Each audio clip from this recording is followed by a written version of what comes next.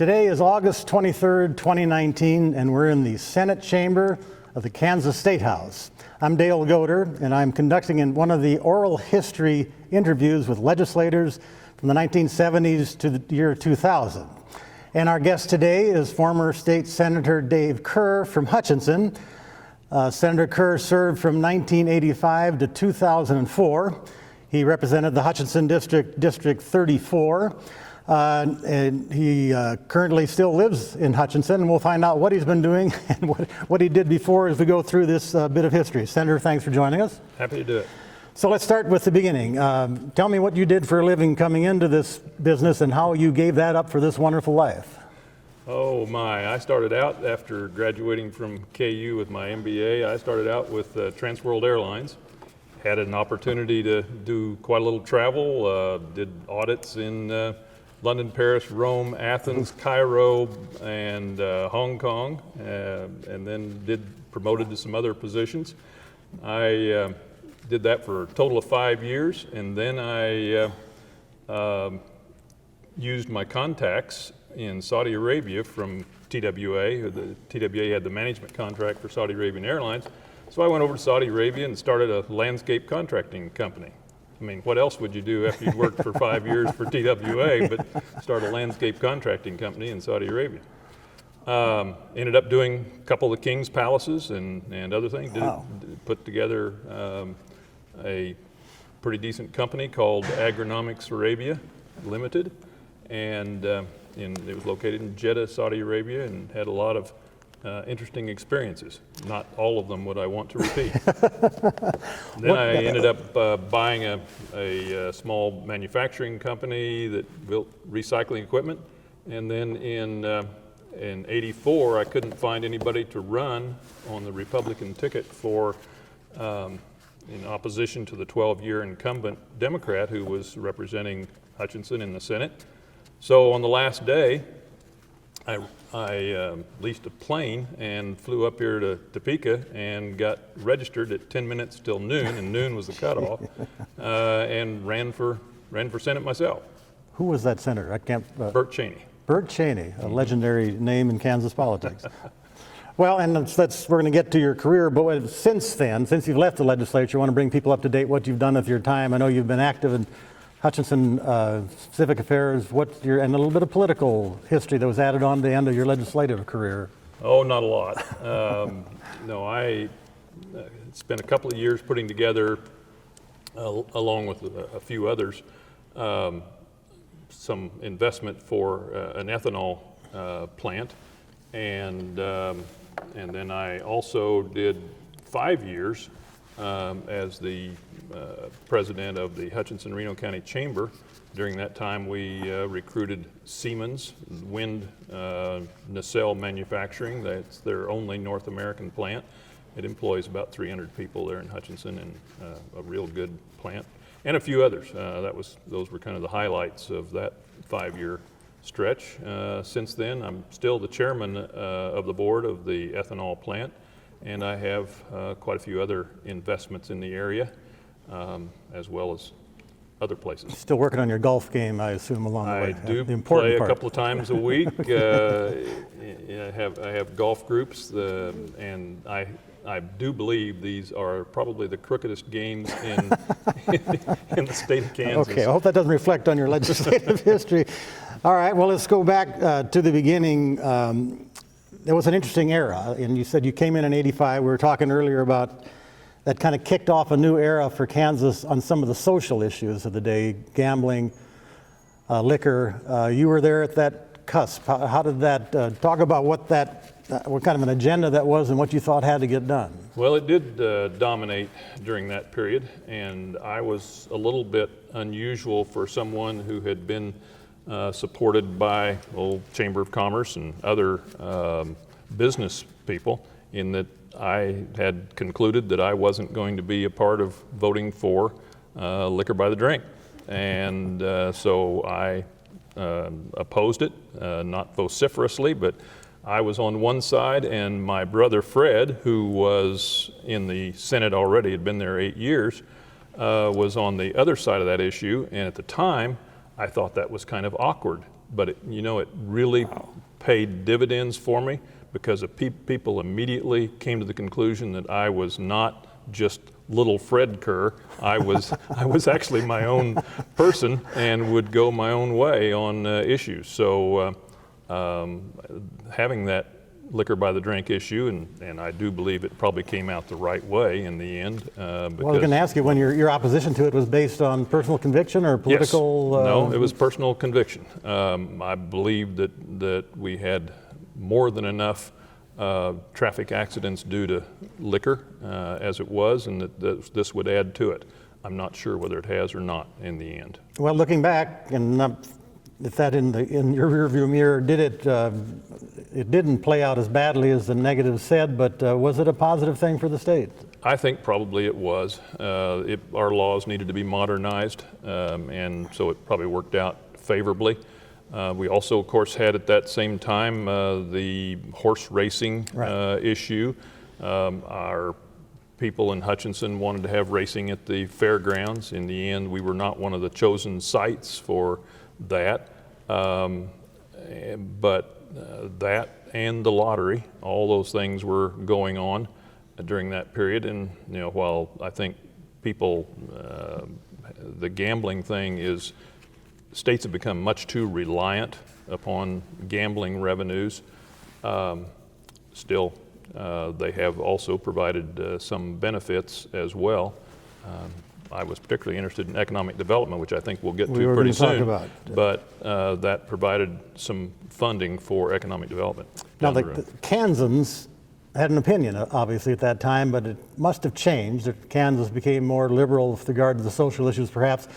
We had an interview earlier with Senator Ed Riley, former senator from Leavenworth, and talked about the role that Dr. Richard Taylor played in that era. He was still functioning when you were there. Remarkable man, led the United Methodist constituency, could trigger a phone barrage in a minute. And as I recall, that they passed the bill when he was out of town, kind of a convenient solution. I think that's true. Yes, he was colorful, and he could be abrasive as well. And I remember asking him, even though I was on the same side of the issue that he was, I can remember asking him to leave my office because he was telling me how I had to do something, and I didn't think I had to do it. But I was willing to be convinced, but I was already convinced on that side. So even though we were on the same side, I found him a little difficult, but you're right. He commanded the forces, and he could cause some issues for He was the Twitter account of the day, I guess. Well, social media is a big deal now. Back then you didn't have that. How did you make sure you were on the same page as your constituents? How did you work at that kind of communication? Well, people utilized the phone more at that time. Not the phone in your pocket, but you're phoning to your office. Right. And so I think that was part of it. And then the actual letters. But letters were so much more polite than emails are. When we finally got to emails and how really nasty the emails you would get were compared to a letter that they had to put down on paper and they'd see it and so forth, there was no comparison to the tone of letters that were written and the emails that replaced them. So that probably changed the way the debate's conducted up here when that civility, whatever that name is, that good word. When that changes the way legislators react, probably. It does some. I've always been a huge supporter of the tradition in the Senate of referring to other senators by their county. I think that lowers the tone some too. When you can say, as they do over in the House, Tom, you're just full of it. You're way off. This is a terrible idea. When you have to say, the senator from Leavenworth is mistaken about this, it lowers the tone and it keeps things on a more even keel. So I've always believed that whoever came up with that among our forefathers was very insightful in coming up with that tradition. What's the interesting point about that change of the style from letters to email that people probably don't appreciate? That's the value of talking to people like you. Well, let's talk about the agendas that were important to you in that era. I always associate, I was a reporter here at that time, either in public TV or for the Hutchinson News, Harris News And you Service. did a good job, Well, by the thank way. you, sir. I always associated you with economic development because that came on the stage in the mid-'80s. And for reporters, it was kind of a joke that every bill all of a sudden had an Eco-Devo tag, no matter what it was about, had the Eco-Devo impact. Now, what prompted you to go down that road and what did you get done? Well, my friend Senator Wint Winter was the initial From Lawrence. From Lawrence, was the one who kind of got things started, and it was my good fortune. Wint had been here, I think, just 2 years. He came in a mid-term, so he'd been here 2 years, had a little bit of seasoning, but then I came in '85, and he was wanting to gear up and do economic development. Well, I was certainly ready to do that. Let's go do economic development because I think we do a terrible job of Well, what did that economic mean development. when you say you're going to do economic development? What did you have in mind that would take place and what would be the result? Well, in the big picture, it was that we just needed to be a lot more aggressive, a lot more attuned to to developing businesses, but also what I think we had completely ignored and some states were benefiting from was entrepreneurs and doing things that would make entrepreneurship easier and less perilous, because such a high percentage, I think we used to use the phrase that 80% of new businesses fail. Right. Well, that's not a good thing. They're not all that bad. It's that they don't, there are just a lot of impediments to making a new business work, and we ought to make it easier. A lot of them fail because they don't have the ability to raise money. Well, the ability to raise money and the ability to operate a business may not be the same set of skills, and so we shouldn't let your inability to raise money. We should have maybe an industry of seed and venture capital, so that kind of thing. So you had to sell the concept that the government's going to play a role that it wasn't playing before in spurring that kind of economic activity. Was that the battle you had to fight with your fellow senators? That surely was a part of it. You're right. Not everyone thought the government should be involved in these things, but they had to acknowledge that we're not being very successful right now. So if this problem is going to get solved, who else is going to solve it? So in the end, we were fortunate to be able to convince enough of our colleagues to get it to happen. And we talk about what left a mark. That evolved into a Kansas Inc., and there's been a huge battle in the legislature here the last few years.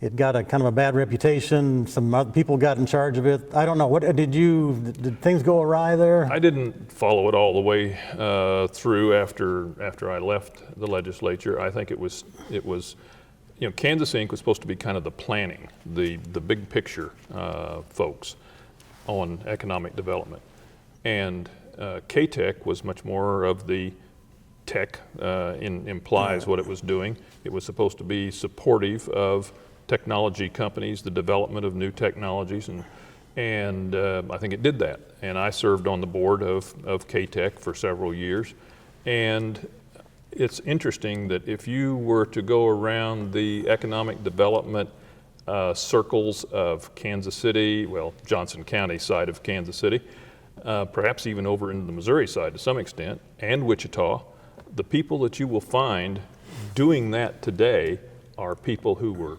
interns or staff people for K-Tech, Kansas Inc., during the early days of the economic development effort here, and successfully. So we have some nice and successful seed and venture capital operators in Kansas now. We did not have that industry, and that is resulting in some startups that are making a lot of sense, and people making good money and becoming serial entrepreneurs, doing one project after another. Now, I've been in Wichita since 1989, and I know down there were some folks who thought Wichita missed the boat in that era. They did a little. They just weren't aggressive about going after the money as the Johnson County folks were. I think there's some truth to that, but it wasn't. I don't think it's that pronounced. I think Wichita has benefited too. Okay. There's a seed and venture capital down there as well. Okay. Other things that change the face of Kansas. Of course, education, something that happens every year, changes the face of Kansas every year. You were chairman of the Education Committee early on. The battle then is different than it was now. I mean, that's been in court forever now about funding education. But what was it then, and what was the battle you were fighting then? Well, it was a lot of it was the inequity that existed between wealthy districts and districts that were not wealthy at all. And there was also the rural-urban component as well. And of course, rural areas thought that the urban schools were getting a lot more money, and certainly areas that had great wealth could have a small mill levy and still have plenty of money, and those areas that were poor would have a large mill levy, and it still wasn't enough to produce money enough to operate their schools. So that it's not surprising that in, I believe it was 92, Judge Terry Bullock said, your school finance formula is not constitutional. It's not providing some degree of equal opportunity for education, and you need to correct it. And that set off a huge amount of work. But in the end, I tend to think that we recognized most of the issues that were involved in coming up with a quality school finance program. You could talk about some tweaks that might make it better, but the fact that it has endured till now, from 92 until 2019, and no signs of going away, it's there. I think that says you did a reasonably good job of recognizing the factors. Well, and we talk about the things that had a big impact. You're right that difference between the rich and the poor. At that time, I was in public TV, and we did a documentary about, went to Galena, Kansas, which is in southeast, horribly poor. Very poor. Then you go to Johnson County, you go to Hugoton, where there's a lot of energy money and income money, and there was a big, when you go on campus, so that, have you seen, I assume, then a lot of spending in some of those lesser districts, and that equalization thing did take place, to some extent? It did. We did a later tweak to that on capital improvements. Right. That I'm not sure that we didn't overdo that a little. I think it may have encouraged school districts to spend a little money that they didn't have to spend, because when you would hear their pitch to their voters after that bill, they would say, "Oh, we really need to go get this, because if we don't, somebody else will just get it. So we need to get this funding, and it's going to be paid for 50% by the state." So that isn't what you want to hear. You want to hear, we've really got to have this. These are the problems that we've got today with our facilities, and we need to do this step. But that became not really the argument that took place. So I don't know that we did that just right, but I think the overall school finance formula, just the base state aid per pupil and the enhanced budgets that you were allowed to do and so forth, I think that made a lot of sense. Well, in addition to changing the quality of education, it dramatically changed that concept, you pay for what you can afford. Poor districts couldn't afford much, they didn't have much, so they had a huge mill levy. With that change, you really, that's a very, I want to say socialistic thing, but it took the government collecting all the money and spreading it out more even, which... I'm glad you didn't say it was socialistic. Okay. Yeah. But in principle, that was a major change. It wasn't It just... was a major change. And the rich were going to help the poor. The areas that were more wealthy, such as Johnson County, I know there was a lot of resentment to what was done in that school finance formula in Johnson County, because they didn't think they were allowed to spend what they wanted to spend on their schools. And of course, to their credit, they had built much of the attractiveness of Johnson County right there as a Kansas City suburb, they have been very successful in making their schools attractive and thereby developing. So they had good reason to want to protect what they had done. That did fit into your economic development strategy, that good schools. Johnson County meant schools, money that's right. for the economy, so that was... All right, the other, we mentioned briefly the multi-bank holding company. As a reporter, I barely understood it because it involved finance and how banks are governed, but it was important at the time, and I know tremendously controversial in the industry. What happened there? Yeah, it was. It allowed for the first time banks to, a bank holding company to hold more than one bank, and thereby they could affiliate a lot easier. It wasn't possible to for banks to affiliate under one corporate structure. And of course, the ones that wanted it were like Bank 4 in Wichita, and the ones that didn't want it were largely the small community banks, the very small community banks, who thought this would lead to more competition for them in their little town. Well, what really came out, and I won't use the name of the banking family that was so very opposed to it, and they had the ear of the chairman of the what do we call it, the Financial Services Committee, Banking and Financial Services, and so he was just so opposed to it because this would be just awful. Well, they were among the first to sell out when the opportunity arose, and so they made many millions off of the change in the law. And I think a lot of other people who were opposed to it ended up doing the same thing. But the banks were, many of them, simply too small to deal with the technology improvements that were going to have to be made. The investment in technology was going to be huge, and the investment was going to have to be made to deal with the regulation, because bank regulation has gotten tougher and tougher. I happen to sit on a bank board today, and that regulation is just so costly. Some of it is very necessary, not all of it, but some of it is quite necessary, and small banks can't afford it. Okay, let's step away from the hardcore issues and talk about the people at the time and the nature of leadership and how the institution was governed, what you did to get things passed. I know you've stayed fairly close to the process over the years. When you look back, people that stood out, instances that stood out. We were talking earlier about the KU hospital issue as one that, how people got things done in that one. Talk about that, how that happened and the players involved. That was an interesting one. And the fact that the benefits of it are so evident today makes it a particularly satisfying project to have worked on. And what was it, for the folks who don't remember that? Okay. What was on the table? What was there was the KU hospital there in Kansas City.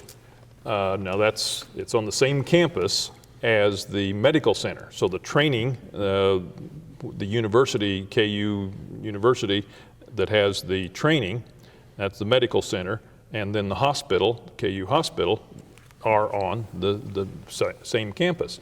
Well, nobody had ever thought about, did they need to be under the same university's guidance?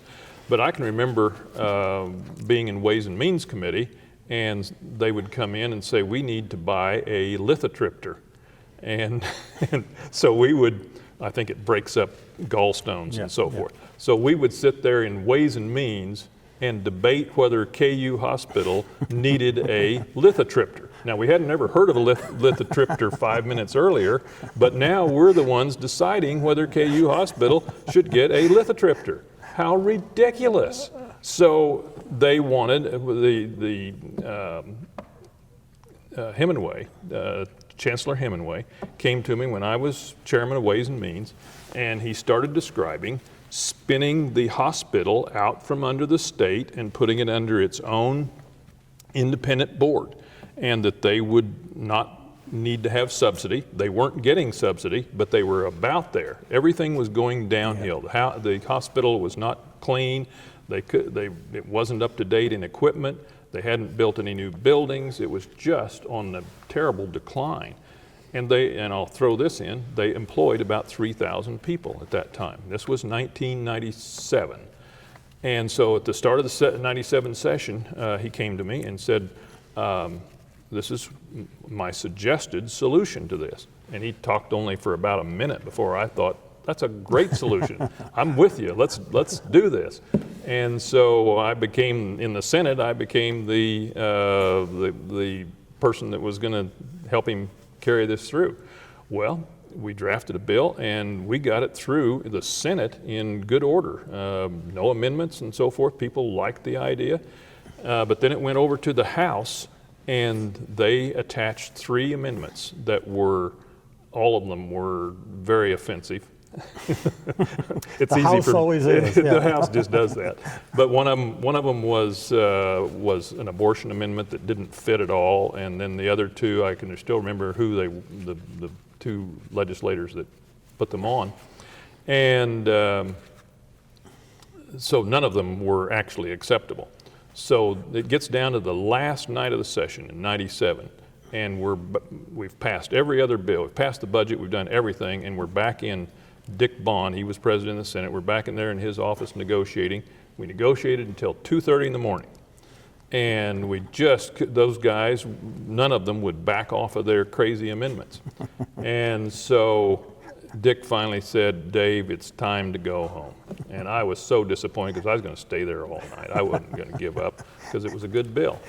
And so we went home for the year, and to Chancellor Hemingway's credit, he went during the summer, went to those 3 guys and worked on little massaging and things that they could do to make those amendments somewhat acceptable. And we passed it the next year, and today KU Hospital is recognized as every year they're on the U.S. News and World Report top 50 hospitals. They're among the top teaching hospitals. They have better cancer record than MD Anderson. They have built numerous new buildings, and just as a measure of how big they are now by comparison, they employ 11,000 people compared to the 3,000 they employed at that time. So it has been a huge success that bill paved the way to do. So that's one of our really big successes. One of the things that transpired in this era was the evolution of the conservative movement, ultra-conservative. It evolved into 3 parties at that point, the Republicans on one side and the other Republicans and then the Democrats. As you saw that unfold, what was in your mind? What did you see happening then, and what played out from that? Well, I didn't think it would be as destructive to the Republican Party as it has been. It has truly become a major split, and for the last several years, the ultra-conservative or the religious conservative, or however you want to term it, has certainly been in charge, has run the Kansas Republican Party. A lot of us thought we were good Republicans and that we were conservative. I've voted no on more spending than lots of people. I never thought of you as a liberal, I must tell you that. I still have people at home tell me, I thought when I first got to know you that you were the most conservative guy I'd ever met. But that's not how I'm viewed today. And it's not really about spending. We could be conservative on spending and not be conservative on these social issues. And that's what really changed, is that social issues, especially the issue of abortion, began to drive the Republican agenda and really created quite a split here in the Senate. My observation would be that whereas we were competitive with the Democrats, and we certainly had the advantage, number-wise, we had a significant advantage. There wasn't animosity. For the most part, we got along very well. In fact, some of the people that that I competed with are today some of my best friends from the Senate days. People like Mike Johnston, who was the minority leader of the Senate, and then Frank Gaines, who's now deceased. But he was the one that I competed against in my first major bill that I carried for the, which I think was branch banking. And Frank was very opposed to that. And we went toe to toe for hours and hours here on the Senate floor. And he became, he was the older Democrat. I was the young Republican in those days. And we became great friends. I got here in '82 as a reporter, and there was a very strong social climate. People socialized a lot, legislators with legislators that you mentioned. That seemed to change by the time, 10 or 15 years later, pretty much after that conservative revolution. It didn't seem like as sociable a place at that time. That's the way it seems to me today, but I'm not here. But I don't think that the two parts of the Republican Party really even socialize very much. That movement, you could say, culminated with Sam Brownback. Sorry about that too. In that he brings to the table a very ambitious tax package that's kind of on the backs of social conservatism. It seemed like maybe that was the plan in the beginning. You get social conservatives on board. It fits into a very specific tax policy. Is there some merit to that observation? Oh, I think so. But he was a disciple of Arthur Laffer. He even hired him as a consultant to come in and tell us how to cut taxes. Well, I think his trickle-down theory might possibly work at the national level, but it makes no sense at a state level, no sense at all. And so they were going to cut their way and take money from everything, including highways, which we'd made quite an investment in, but in every other area too. They dismantled all of our economic development efforts. And I'll even tell you one story that I became aware of because one of my sons worked for one of the companies involved, that they wanted to sell off one of the companies that K-Tech had invested in. And this company, was doing quite well. And the other investors who had invested in that sold their stock at, I believe it was 11 times what they had put into it. So a nice deal. But the state approached them and said, we want to sell out, and so we want to sell it back to you. And they said, well, our other investors had a nice gain. No, we don't want that. We just want our money back. Well, they didn't want it. They didn't want the deal to look like it had worked. They just wanted their money back. And because they didn't want to be getting 11 times their money, because that would look like this program had worked, and here they were dismantling it. So that's the kind of silly stuff that was going on at that period. The regents underwent considerable reform in that period of time. I know you're intimately involved in that. That's another thing that left, that you recognize today, the impact of what you did then? Yes. One of the big things was that the community colleges that had been under the State Board of Education, it seemed to make sense to put them under the same entity that was managing or was overseeing, I should say, the university system, so all higher education would be together. That really wasn't that big, it wasn't that difficult to do. At least I don't remember it as being all that difficult. I think that we were able to put that together. It made sense, and we did it. The number of community colleges was an issue back then. It still is. Is that something you wish you might have got something done on? What do we have, 19 of them? Oh, yes. Consolidation of anything is difficult, or involuntary consolidation. Yeah, we have 19, I think. And it's too many. Some of them aren't thriving, and they probably won't ever thrive. But telling a community that is in many ways That's one of their biggest economic drivers is the community college, telling them they have to give that up because we're no longer going to support it. That's really hard to do, and I'm not sure that is the role of the state to make that Well, and that statement. plays out in public education too. The fact we have 300 and some school districts, But it's fewer than it used to be. not a lot fewer though.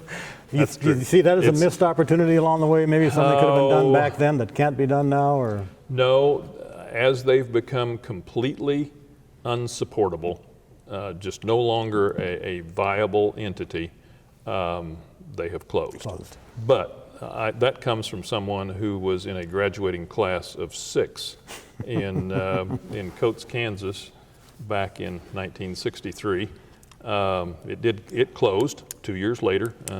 Coates closed, and they're better off for it, for having done that. Now the consolidated school that they're in probably ought to be combined with the Pratt School District, all in one. But that hasn't happened yet, and I don't know that that's for us to decide.